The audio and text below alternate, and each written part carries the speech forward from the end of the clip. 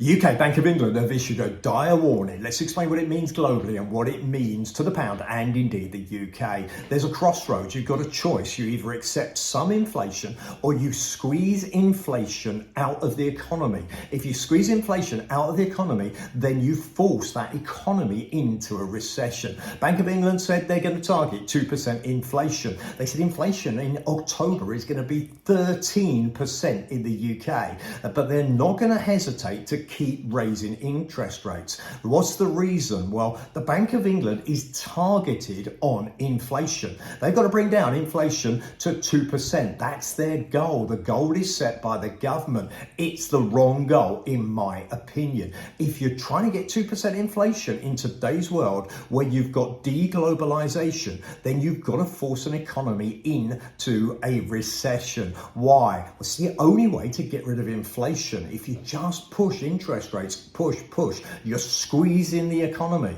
Okay, that means you're going to get a winter of discontent. You're going to get issues in the UK, 100%. Okay, simply and solely because the only way to get rid of inflation is to squeeze hard. Okay, what should they be doing? In my opinion, well, they should be allowing some inflation. 13% absolutely is unacceptable, but don't forget, some of that inflation is caused, a lot of it is caused by energy prices. So raising interest rates doesn't necessarily have an effect on energy prices. Might drive down demand, but historically that hasn't been the case. When interest rates go up, people still use energy. In other words, they need to live with some level of inflation. It will come off as the economy starts to flatten, but not squeeze the economy so hard that you actually get a recession. Bank of England predicted 13% inflation and a recession. So what does it mean globally? It means if other governments do the same thing, then they're going to get a recession. What's the most important thing?